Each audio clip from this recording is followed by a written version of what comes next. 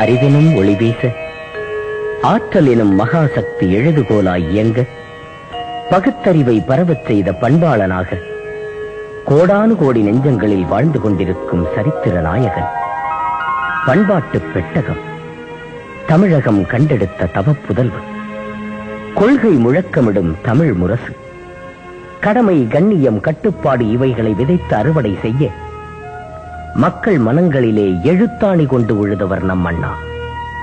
தோன்றுவது எல்லாமே மறையும் தன்மை, மறைந்த பின்னரும் வாழ்வது பெருமை. இயேசுவைப் போல பூமிக்கு வந்து, புத்தனைப் போல வாழ்ந்து காட்டி, காந்தியைப் போல புகழோடு வாழ்ந்த நம் அண்ணா தோன்றிய திருத்தலம் காஞ்சி மாநகரம். அது 1909ஆம் ஆண்டு நெசவு தொழில் செய்து வந்த ஏழ்மை குடியில் அன்னை பங்காரு அம்மாள் அவர்களுக்கும் தந்தை நடராசனார் அவர்களுக்கும் மகனாக பிறந்தார் அண்ணா. சென்னையில் உள்ள கோவிந்தப்ப நாயக்கன் பள்ளியின் ஆசிரியராக 6 மாத காலம் பணியாற்றினார் அண்ணா. நீதி கட்சியைச் சேர்ந்த திரு வாசுதேவ் அவர்கள் நடத்திய பாலபாரதி பத்திரிகையிலும், காஞ்சி மணிமொழியாரின் நவயுகம் பத்திரிகையிலும் ஆசிரியராக பொறுப்பேற்று பணியாற்றினார் அண்ணா. விடுதலை பத்திரிகையின் துணை ஆசிரியராக 60 ரூபாய் சம்பளத்திற்கு பணியாற்றினார். 1938இல் இந்தி எதிர்ப்பு போராட்டத்தில் அண்ணாவுக்கு 4 மாத சிறை தண்டனை. சைதாப்பேட்டை சப்ஜெயிலில் அடைக்கப்பட்டார். 1942 மார்ச் 8ஆம் தேதி காஞ்சியிலே திராவிட நாடு பத்திரிகையை தொடங்கினார்.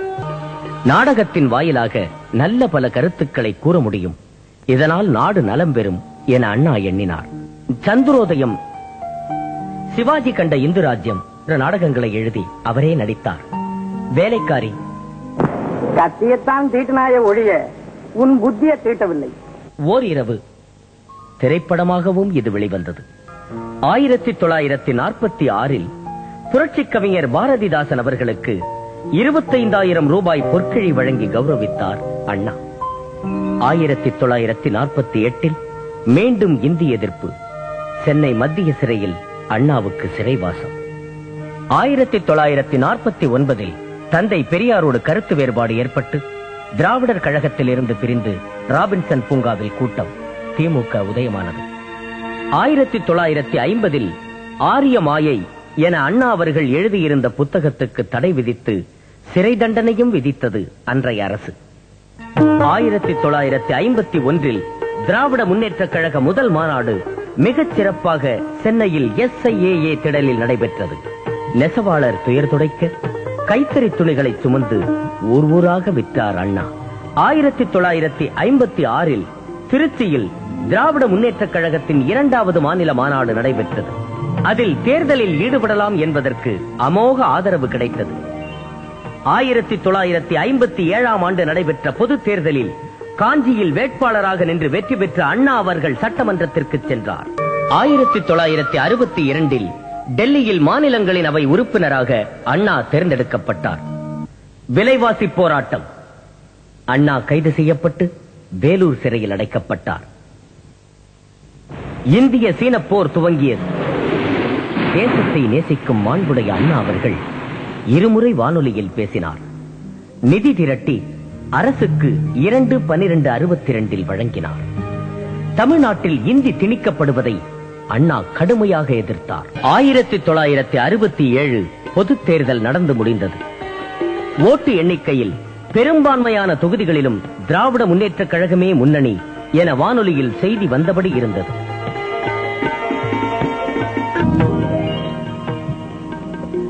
1967ஆம் ஆண்டு அண்ணா முதல்வரானார். நாட்டு மக்களின் நலமே பெரிதென நாளெல்லாம் உழைத்த உத்தமனின் திருப்பாதம் பட்டதும் செயின்ட் ஜார்ஜ் கோட்டை சிலிர்த்தது. பொன்னொளி வீசி பூரித்தான் கதிரவன். திருச்சியில் இருந்த தந்தை பெரியாரை சந்தித்து எல்லா பெருமையும் தந்தை பெரியார் அவர்களுக்கே என ஆசி பெற்றார் அண்ணா. ஆட்சிக்கு வந்தபின் அனைத்து தலைவர்களையும் சந்தித்து உரையாடி அகமகிழ்ந்தார் அண்ணா. பகுத்தறிவு பகலவன் தந்தை பெரியாரின் கொள்கைக்கு செயல் வடிவம் கொடுக்கும் வகையில் சுயமரியாதை திருமணத்தை சட்டபூர்வமாக்கினார். சென்னையில் 2வது உலகத் தமிழ் மாநாட்டினை நடத்தினார். தாம் ஆட்சி பொறுப்பேற்றவுடன் தமிழுக்கு செய்யும் அரிய சேவையாக உலகத் தமிழ் மாநாட்டை உலகமே வியக்கும் வண்ணம் நடத்தி காட்டினார் அண்ணா.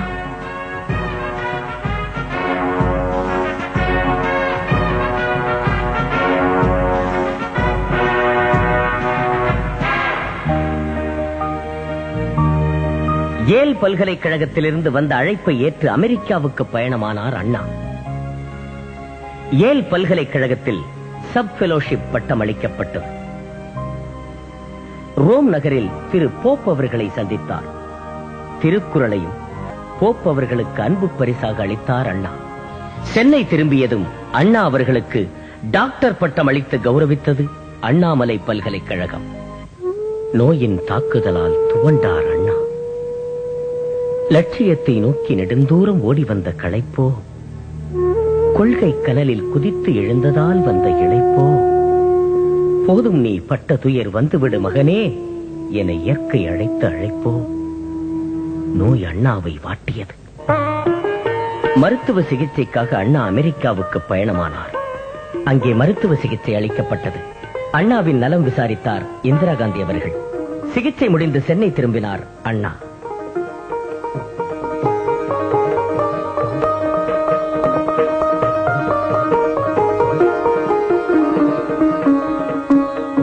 மதராஸ் ஸ்டேட்டுக்கு தமிழ்நாடு எனும் பெயர் சூட்டு விழாவை நடத்தினார். உயிரோடு கலந்துவிட்ட உணர்வு, நீண்ட நாள் லட்சிய கனவு. இது அசுர சாதனை என்பதால் அண்ணா மிகவும் உணர்ச்சி வசப்பட்டு பேசினார். தமிழ்நாடு என்ற பெயர் மாற்றம் என்பது கூட பொருத்தமற்றது. பெயர் பெற்றிருப்பது, மாற்றப்பட்ட பெயரை நாம் திரும்ப பெற்றிருக்கின்றோம்.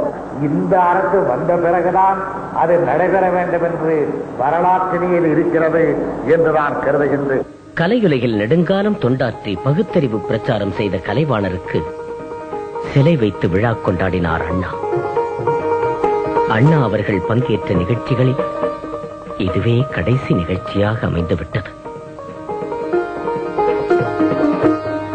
நோயின் உக்கிரம் அதிகமாகவே சிகிச்சைக்காக புற்றுநோய் மருத்துவமனையில் சேர்க்கப்பட்ட அண்ணா அவர்களை 1969 ஆண்டு பிப்ரவரி 2 நள்ளிரவு 12:20 மணிக்கு இயற்கை அழைத்துக் கொண்டது.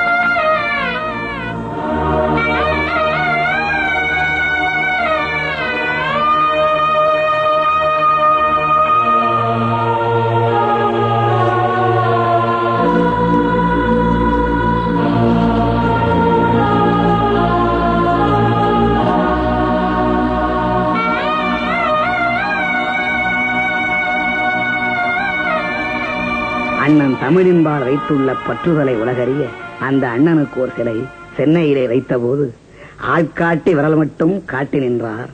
ஆணையிடுகிறார் எம் அண்ணா என்றிருந்தோம். ஐயகோ, இன்னும் ஓராண்டே வாழப்போகிறேன் என்று அவர் ஓர் விரல் காட்டியது இன்றென்றோ புரிகிறது. எம் அண்ணா, இதயம் அண்ணா, படைக்கஞ்சா தம்பி உண்டென்று பகர்ந்தாயே, எமை விடுத்து பெரும் பயணம் ஏன் தொடர்ந்தாய்?